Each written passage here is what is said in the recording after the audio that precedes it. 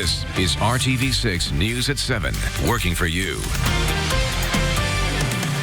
A major surprise and changes on the way. Central Indiana and the racing world have been buzzing all day after the announcement that the Penske Corporation is buying the Indianapolis Motor Speedway and the IndyCar Racing Series.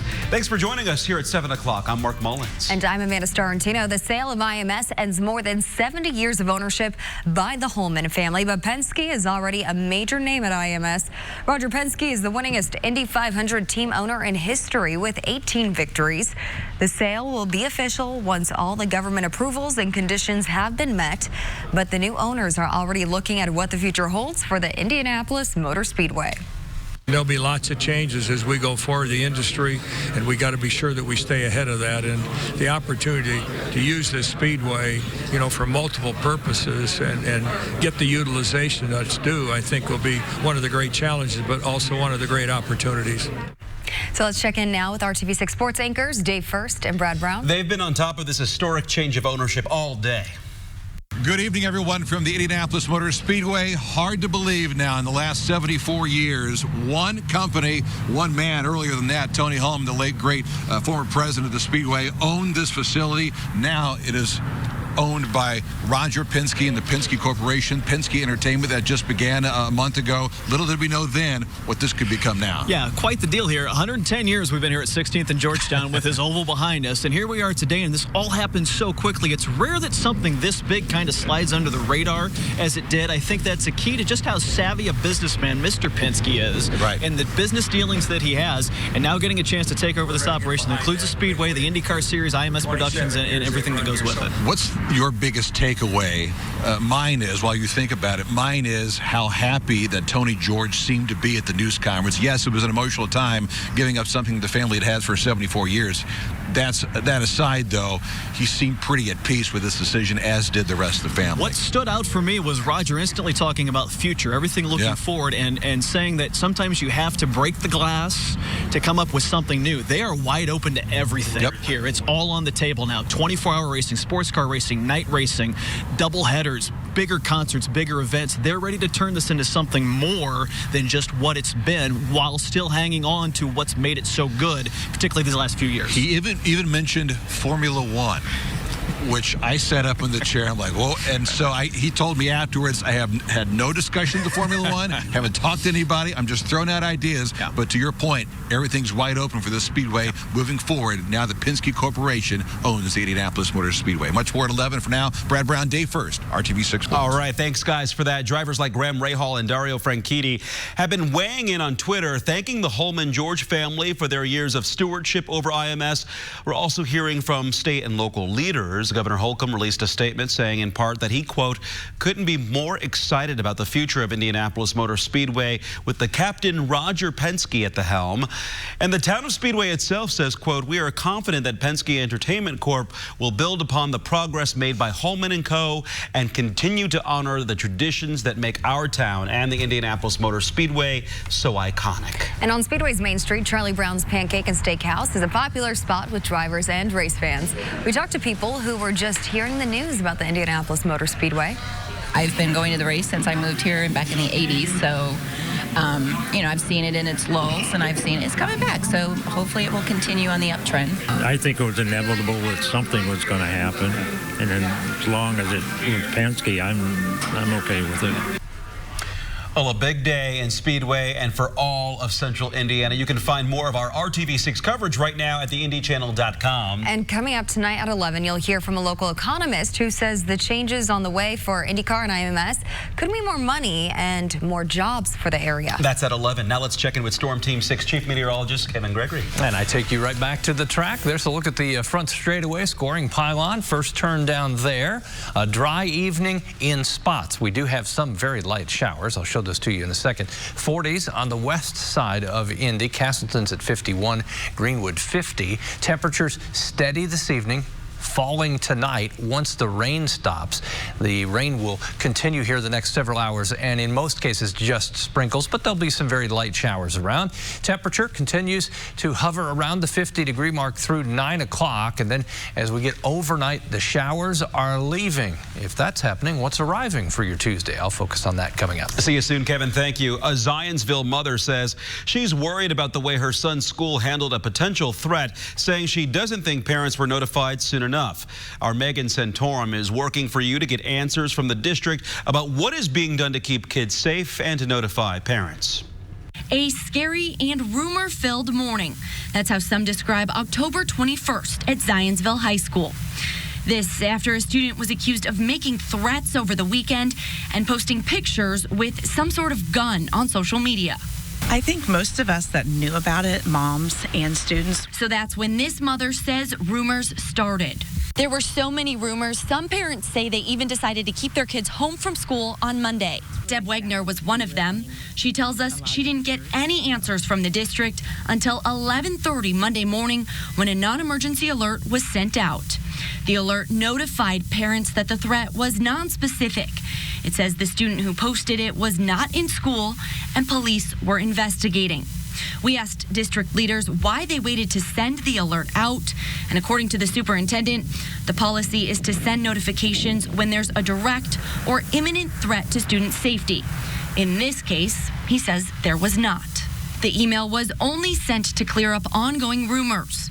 Still, some parents say they want to see a different approach and early notification, saying that could have prevented the rumors in the first place. These children have gone through lockdown drills and what to do with active shooters, and I think if we're going to teach them that, then we want to be proactive when the time arises. Working for you, Megan Santorum, Rtv6. Well, the superintendent says the student privacy laws do not allow them to share any disciplinary action taken against a student, such as suspension or expulsion. We do know police are still investigating this case, and information has been forwarded to the prosecutor's office. A reminder from police as we head into the holiday season: if you're buying something from someone online, always make sure you meet the seller in a safe place. Franklin police are making that easier by designating 2 parking spots as an exchange zone. The area is well lit and under 24-hour video surveillance. Even though there may not be someone on station at night 24 hours a day, the video surveillance helps, not to mention the traffic on 31. And then there's a phone here in the lobby that gets you directly to our dispatch. So if something were to go wrong, you have easy access. And beyond online transactions, police say people often use their safe spots for child custody handoffs. The Franklin Police Department is also working on putting signs up alerting people when they pull in that they are being recorded. The chief hopes this will deter any criminal activity. Now, a warning for the thousands who attended the FFA convention in downtown Indy last week. The State Department of Health, out of an abundance of caution, is now issuing a health alert about a case of the mumps in someone who attended the convention. Officials say the chance of transmission is low, and they're working with health departments in other states since so many attended the event from out of town. Healthcare providers are encouraged to consider the possibility of mumps in anyone who has the symptoms and attended the convention on October 30th and October 31st. Symptoms include headache, loss of appetite, and low-grade fever. Rtv6 Is Hiring Hoosiers is focused every day on sharing job and career resources with you and your family. And today is National Job Action Day. Good time to make a plan if you've been considering a career change. Rtv6's Kelsey Anderson shows you how to make the most of the new opportunities available at job fairs. Really, it's preparation and follow-up that are key to a successful career fair. LaDawn Weston is a career coach at Central 9 Career Center. She says if possible, you should pre-register for the event. You definitely want to take advantage of that because before you go, you'll have some time to look at the organizations that are going to be participating. If you know who will be there, Weston says you'll be able to research the companies before you go and you'll feel better prepared. So you'll be able to answer some questions that are traditionally asked in an interview, like tell me what you know about our organization, or why do you want to work here? You will have done your homework and be ready to answer that. You'll also want to make sure you have plenty of mistake-free resumes. Consider tailoring your resume to specific employers. So if you've done your research and you know who's going to be there, you know what they're looking for. Of course, you'll also want to bring a pen and paper and wear professional clothes. And listen up, because I think this next tip from Weston is pretty interesting. Start with the ones that are less interesting. I know that's a little backwards, but if you do that, you can practice that elevator pitch and really hone your skill there. And then by the time you get to the ones you really want to talk to, you will feel really good about what you're doing. Weston says preparation and following up after the fair are the two most important things you can do. Doing those things are going to enable you to have meaningful and memorable conversations at the career fair and establish good relationships. And if you're looking for a new job, there's a career fair happening in Indianapolis later this week. You can find the details plus jobs available right now at hiringhoosiers.com. Now coming up on the news at 7, with a year to go before the next presidential election, one major policy issue is dominating the race for the Democratic nominee. And one local fire department is putting their crews to the test to hopefully save firefighters' lives.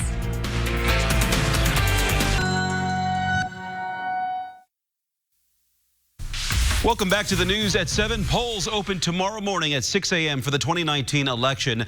Central Indiana voters will cast ballots in mayor and council races, plus on school referendums in certain school districts. Early voting ended at noon today, and thousands of Marion County residents have already cast their ballots. As of today, the 2020 election is 1 year away. The race is narrowing for the Democratic nomination. But as ABC's Trevor Alt shows you, the top candidates are duking it out over health care. With the 2020 election now just 1 calendar year out and the Iowa caucuses less than 100 days away, the Democratic field showing consistency at the top of the pack. Senator Elizabeth Warren continuing her rise up to 21 points in our latest poll, but her proposal for Medicare for All, a lightning rod of criticism. If somebody else has a better plan to deal with that $11 trillion that families are going to pay over the next 10 years, then they should put it out. The senator aggressively defending the plan, which calls for an additional $20.5 trillion in federal spending, funded by raising taxes on wealthy Americans and businesses. Former Vice President Joe Biden, who still leads nationally in the latest ABC News Washington Post poll, calls the plan mathematical gymnastics. I promise you couldn't even get it passed. Mayor Pete Buttigieg, up 9 points and solidifying his position in the top group, is questioning Warren's math. Do you buy that she can pay for her plan without raising taxes on the middle class? That's what she says. Well, the math is certainly controversial. Again, there are variations in the estimates in the trillions and trillions and trillions of dollars. And we don't have to go there in order to deliver health care to everybody. Even fellow progressive Bernie Sanders, who shares Warren's goal of a Medicare for All system, is now criticizing her plan to pay for it. I think that would probably have a very negative impact on creating those jobs or providing wages, increased wages and benefits for those workers. So I think we have a better way. The Democratic primary is still anyone's race. The latest ABC News polls show a majority of Democratic voters still haven't firmly made up their minds. Trevor Alt, ABC News, New York. Still ahead on the news at 7 on Rtv6, astronauts wanted. One of the few people who have been to space talks about the amazing opportunities ahead for NASA's next class of astronauts. Astronauts wanted, umbrella needed along Interstate 70 just south of Greencastle, Cloverdale. That moves toward Danville and Martinsville. We'll talk about an opportunity for some snowflakes as well coming up. Save at ChristmasGiftandHobbyShow.com.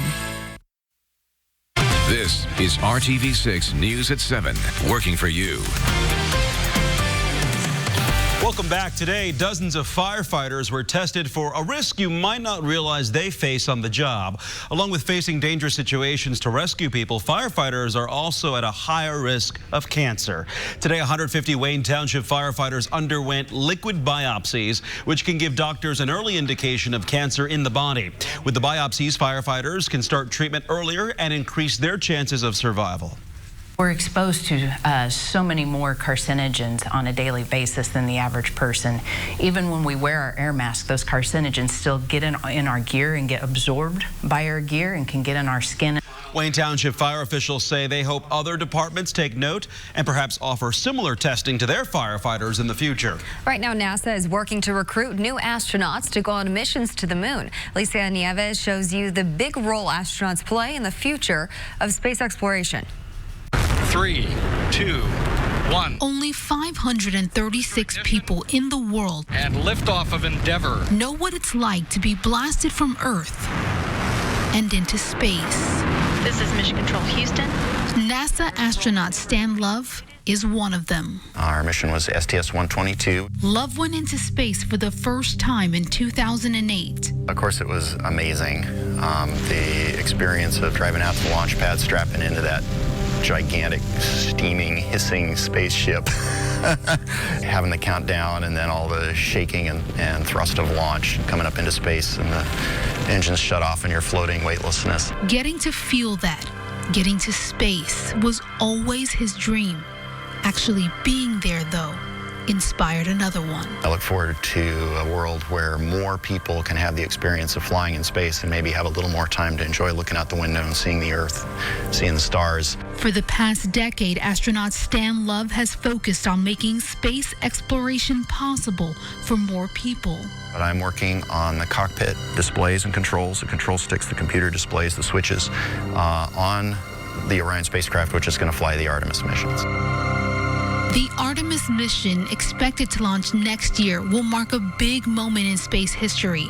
A moment where NASA plans on handing over travel to lower Earth's orbit to commercial industry. We're to the point where American industry, not just American government, can handle that. There are a bunch of companies that want to start flying tourists on little suborbital hops. People are signing up. That's about a $200,000 trip. Allowing industry to focus on eventually giving the average person this unique view of Earth will allow NASA to focus on Artemis's true goal, getting back to the moon and preparing it for a possible long-term human presence. That's sort of the next logical step. Think that in deep craters at the moon's south pole that are so deep sunlight never penetrates down into them, we think there's a lot of water ice and other materials that we can use to help start building a lunar economy based on the resources on the moon. The possibilities from there are truly endless. I'm Alicia Nieves. Amazing when you hear it put into that kind of perspective, that we could be so close to it. We just have to be patient and wait to see what may happen. Well, what's happening now, some light rain showers. If you've been out and driving, maybe have the intermittent wipers on occasionally. Chance of some rain and snow Wednesday night into Thursday morning. More on that in a second. And some of the coldest air of the season poised to move our way on a couple occasions. Wednesday night, I'm jumping tomorrow for a second. We'll come back to it, but there's the cloud cover increasing Wednesday night. Some rain showers mixing with changing to snow showers. This is through 7 a.m. on Thursday morning. Temperatures will be above freezing. We'll keep our eye on that, though. Then very cold temperatures to begin early next week, not just for the northern plains, the Great Lakes, but even down in the northern Gulf Coast states, they'll feel a shock to the system. Temperature in Logansport, 43, 48 in Indianapolis, hasn't changed much in the last couple of hours. Bloomington and Muncie in the lower 50s. The showers have basically been along Interstate 70 and south. There are other spots that you're probably getting some mist or drizzle. Nothing real heavy anywhere. These are very light rain showers, at times flaring up as they move along 231 between Greencastle, Cloverdale, and Spencer. As they zip to the east, heads up Bloomington, Martinsville, Greenwood, Franklin, Mooresville. Tomorrow, we told you about the polls opening. There'll be some sunshine as we go through the day, especially mid to late morning, making its appearance, having its impact as well. Temperature warms into the upper 40s in the metro area, some spots to the south around 50. The wind northwest at 10. I think having sunshine will help offset that. Warmest day of the week, warmest day in the entire 7-day planner. Wednesday, 55 degrees. As we head toward the weekend, I'll just point out temperatures on Sunday a little cooler than Saturday. A chance of some rain and snow mix Sunday night and Monday, which leads us to another powerful cold front. Only 34 Monday. I think Tuesday morning a real possibility. We'll wake up with temperatures in the teens as even colder temperaters take hold. Yeah. Was that too dramatic? Did you hear Is it summer yet? She thinks it's cold in the studio. We got a long way to go. Long way to go. No. Thanks, Kevin, for that. Well, Bank of America is moving up its plan to raise its minimum wage to $20 an hour. That's because banks are struggling to find workers thanks to a tight job market.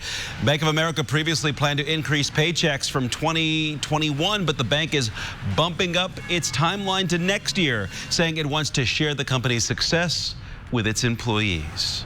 You're watching Rtv6 News at 7. Back with you after this. Better by working together from day one. Welcome back. One local city's downtown is getting a major facelift, and work on it is now underway. Today, the city of Westfield broke ground on Junction Plaza. Westfield officials say the $35 million plaza will be the centerpiece of the city's new downtown. The 6-acre park will have green space, trails, amphitheater, and an ice skating rink. The city of Westfield says there will be no tax increase for residential property taxpayers. Junction Plaza is expected to open in 2021. Just need the cold temperatures for it, right? Sounds like it. We'll be able to freeze water in the 7-day forecast. Yeah, it'll get down into the teens at some point. Are you guys used to this? Have you acclimated to the earlier sunset? I was surprised when I saw the guys going live earlier and it was dark. Total darkness, 5:40, second night in a row. Tomorrow's the 3rd. That'll help ease it in, and then the 4th. This morning was nice, though. It wasn't bad this morning. Some sunshine this morning. It already feels like a long day. It's a Monday. We'll see you at 11. We've got more to do. Ooh.